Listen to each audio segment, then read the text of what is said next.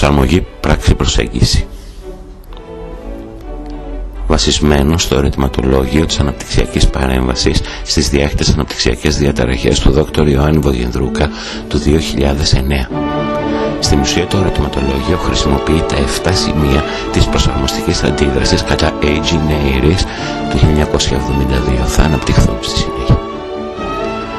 Αποτελείται από 84 ερωτήσεις που μπορεί με άνεση να απαντήσει ο ειδικός που γνωρίζει το παιδί ή οι γονείς του παιδιού κατά το intake το οποίο παίρνουμε.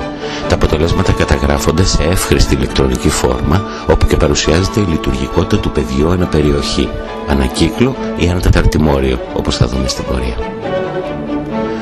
Γιατί πήρε αυτό το όνομα? Το όνομα προσαρμογή, πράξη, προσέγγιση είναι τα 3 βασικά μέρη στα οποία μπορεί να λειτουργήσει ένας άνθρωπος. Είναι οι 3 βασικές δεξιότητες. Τι θα πει προσαρμογή? Προσαρμογή κατά τον Πιαζέ είναι η δημιουργία καινούριου σχήματος ή τροποποίηση ήδη υπάρχοντος για να ταιριάξει με το ερέθισμα.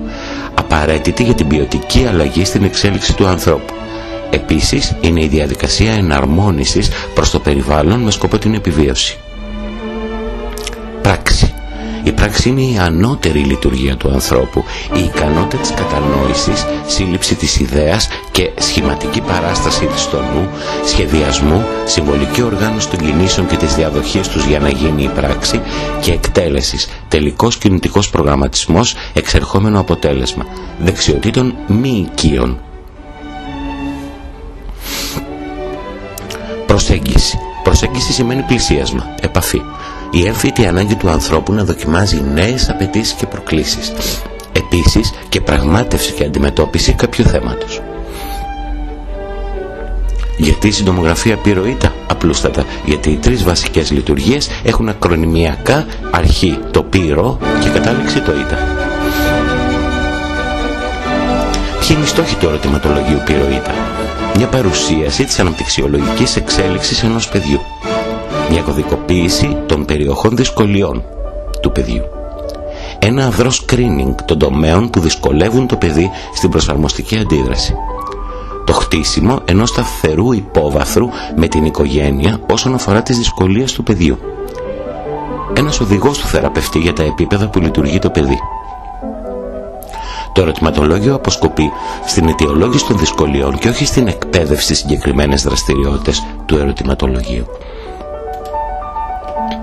Ποιοι μπορούν να το χορηγήσουν? Έχει σχεδιαστεί για να χορηγείται από ειδικούς πρωτοβάθμιας περίθαλψης και εκπαιδευτικούς.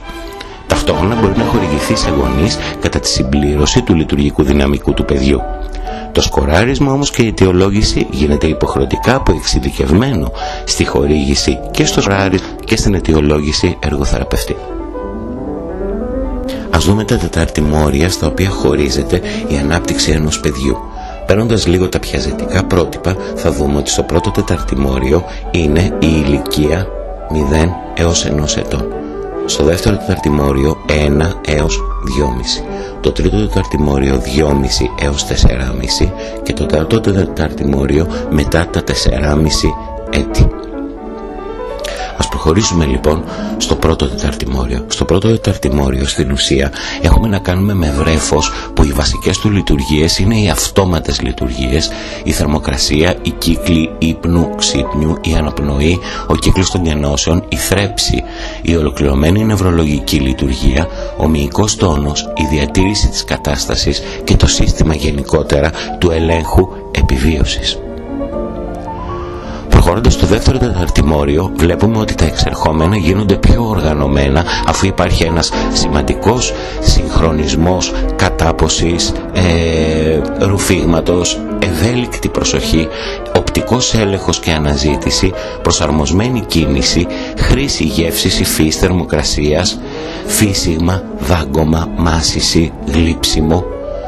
Αρχίζει το παιδί να συνειδητοποιεί μέρη σώματος, να κάνει προγραμματισμό της κίνησης και να εμφανίζει πιο πολύπλοκες κινήσεις αφού ήδη έχει κατακτήσει τη βάδιση και την έχει οργανώσει.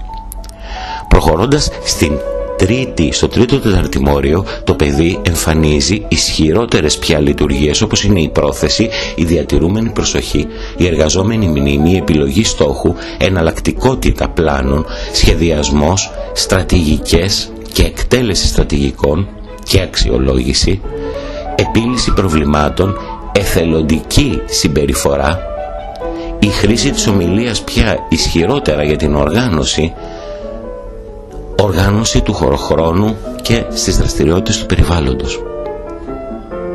Προχωρώντας στο τέταρτο στάδιο, το τέταρτο στάδιο είναι πια το στάδιο της σχολικής εκπαίδευσης από το προνήπιο και μετά. Τώρα πια υπάρχουν πολύπλοκες κινητικές δράσεις, ανώτερες γνωστικές δεξιότητες, οργάνωση συμπεριφοράς, πρώτες αναγνωστικές δεξιότητες, πρώτη γραπτή έκφραση. Αρχίζει σιγά σιγά το παιδί από το να μαθαίνει να γράφει το όνομά του μέχρι να μπορέσει να γράψει ολοκληρωμένες προτάσεις. Έλεγχος εαυτού, υπακοή σε κοινωνικές δομές, ανεξάρτητη εργασία και ακαδημαϊκή επίδοση. Στο τρίτο μέρος θα δούμε τους κύκλους της προσαρμοστικής αντίδρασης. Ο πρώτος κύκλος είναι ο ζωτικότερος, είναι ο βασικότερος κύκλος της επιβίωσης. Σχετίζεται με την παθητική απόκριση, την ικανότητα δηλαδή της καλής λειτουργίας της αισθητηριακής επεξεργασίας, κύρια στο επίπεδο της ρύθμισης. Στο δεύτερο στάδιο εμφανίζεται η αναζήτηση, η ικανότητα αποστολής της προσοχής προς έθισμα από τη στιγμή που είναι ενδιαφέρον για το παιδί. Ο προσανατολισμός και η πρώτη επεξεργασία, η διάκριση δηλαδή, η ικανότητα διάκρισης. Προχωρώντας τον τρίτο κύκλο, ο τρίτος κύκλος στην ουσία μιλάει για την πρώιμη δράση, δηλαδή η πρώτη αντίδραση, πιθανά και αντανακλαστική. Περιλαμβάνει την εμφάνιση του προγραμματισμού και της πρώτης απλοϊκής εκτέλεσης. Ο τέταρτος κύκλος είναι η απλή δράση που περιλαμβάνει την πρώτη ικανότητα μάθησης μέσω της κίνησης, μέσω της μίμησης, περιλαμβάνει καλύτερο συντονισμό και επιτυχή επίλυση απλού προβλήματος. Ο πέμπτος κύκλος είναι η ολοκλήρωση. Η ικανότητα συγκράτησης προσοχής και της εργαζόμενης μνήμης με στόχο την επίτευξη απλής δράσης, η οποία όμως έχει περισσότερη χρονική διάρκεια. Τώρα πια το παιδί δεν δρά απλώς, αλλά έχει την ικανότητα να ολοκληρώσει κιόλας.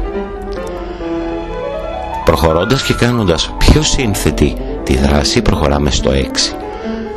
Κοινώς στον έκτο κύκλο. Εδώ πέρα τι περιλαμβάνει? Περιλαμβάνει την ικανότητα επίλυσης σημαντικότερων προβλημάτων προγραμματισμού και συντονισμού. Είναι μια σύνθετη διαδικασία που περιλαμβάνει πληροφορίες από τη μνήμη και σαφέστατα περιλαμβάνει ικανότητα. Προχωρώντας στον 7ο και τελικό κύκλο είναι η πολύπλοκη δράση, που είναι η σημαντικότερη δράση πολλαπλής επιδεξιότητας. Τώρα πια μιλάμε για οργανωμένο σύστημα εκτελεστικής λειτουργικότητας. Έχει την ικανότητα το παιδί να έχει οργανωμένη σκέψη, να έχει σχέδιο, αναστολή, συγκέντρωση, να κατανοεί το αίτιο αποτέλεσμα και να έχει ικανότητα. Με αυτόν τον τρόπο θα οδηγηθεί το παιδί στην πλήρη ανεξαρτησία. Αυτοί είναι λοιπόν οι 7 κύκλοι κατά το μοντέλο της προσαρμοστικής, της εξέλιξης προσαρμοστικής αντίδρασης της Aegineris. Θα προχωρήσουμε και στο τελευταίο μέρος, το οποίο είναι το υπόδειγμα της χρήσης του ερωτηματολογίου. Πώς συμπληρώνονται λοιπόν οι κύκλοι και τα τεταρτημόρια? Ο πρώτος κύκλος βλέπουμε παθητική απόκριση. Έχουν απαντηθεί για κάθε τεταρτημόριο 3 απαντήσεις και βλέπουμε ότι έχουν κατακτηθεί τα δύο πρώτα τεταρτημόρια στον πρώτο κύκλο, ενώ αναδύονται τα 2 επόμενα τεταρτημόρια. Η βαθμολόγηση πηγαίνει από το τεταρτημόριο 1 προς το τεταρτημόριο 4. Στον δεύτερο κύκλο, που είναι η αναζήτηση, βλέπουμε ότι έχει συμπληρωθεί η ικανότητα στο πρώτο τεταρτημόριο, στο δεύτερο και στο τρίτο είναι αναδυόμενη η δεξιότητα, ενώ στο τέταρτο τεταρτημόριο δεν υφίσταται. Ταυτοχρόνως προχωράμε στο νούμερο 3, που είναι η πρώιμη δράση, που βλέπουμε ότι αναδύεται στο πρώτο και στο τρίτο, ενώ στο δεύτερο και στο τέταρτο δεν υπάρχει η πρώιμη δράση. Προχωράμε στην απλή δράση, που βλέπουμε το παράδοξο να μην έχει κατακτηθεί το πρώτο τεταρτημόριο, το οποίο θα δούμε στην πορεία ότι δεν είναι παράδοξο, ενώ τα υπόλοιπα 3 τεταρτημόρια αναδύονται. Στην ολοκλήρωση βλέπουμε ότι έχει κατακτηθεί το πρώτο και το δεύτερο τεταρτημόριο, αναδύεται το τρίτο και έχει κατακτηθεί το τέταρτο. Στη σύνθετη δράση το πρώτο τεταρτημόριο αναδύεται, ενώ στα άλλα 3 τεταρτημόρια δεν υφίσταται αυτή η ικανότητα. Τέλος, στην πολύπλοκη δράση, στο πρώτο τεταρτημόριο έχει κατακτηθεί, στο δεύτερο αναδύεται, στο τρίτο έχει κατακτηθεί και στο τέταρτο δεν υφίσταται. Βλέπουμε λοιπόν τη διαδικασία ότι εμφανίζεται ένας παράξενος κύκλος με παράξενες δεξιότητες αυτού του παιδιού. Τι σημαίνουν αυτές οι παράξενες δεξιότητες? Πρόκειται για ένα παιδί με διαταραχή αυτιστικού φάσματος ηλικίας 7 ετών που πηγαίνει σε ειδικό σχολείο. Οι νησίδες αυτές δεξιοτήτων είτε καλλιεργήθηκαν από προηγούμενο εκπαιδευτικό μοντέλο, είτε τις κατέχει το παιδί. Αυτό όμως που πρέπει να δώσουμε σημασία είναι ότι κανένα τεταρτημόριο στην ουσία δεν έχει κατακτηθεί. Υπάρχουν σημαντικές ανάγκες ακόμα από την πρώτη στη νευρολογική διαδικασία που σχετίζεται με την πρώιμη ηλικία, την προβάδισης 0 έως 1 έτους. Μιλάμε για ένα παιδί οπότε το οποίο είναι ανοργάνωτο και είναι ανοργάνωτο το νευρολογικό του μοντέλο, έχει περιοχές οι οποίες έχει μάθει πολύ καλά και περιοχές όμως οι οποίες αδυνατούν πλήρως. Οι στόχοι πρέπει να κατευθυνθούν στην κάλυψη των εσωτερικών κενών όσον αφορά την πρώιμη δράση, στο επίπεδο δηλαδή 1 ακόμα, αλλά και την εγγραφή και αναζήτηση στο επίπεδο 2. Βλέπουμε ότι ξεκινάει ο θεραπευτικός μας σκοπός και η θεραπευτική μας σκέψη από μέσα, από τον πρώτο στο κύκλο, από την παθητική απόκριση προς τα έξω. Ολοκληρώνοντας, ο Πλούταρχος έλεγε «Όπου της αιτίας απολείπει ο λόγος, εκείθεν άρχεται το απορρίν. Όπου απουσιάζει η λογική από την αιτία, από εκεί αρχίζει η απορία».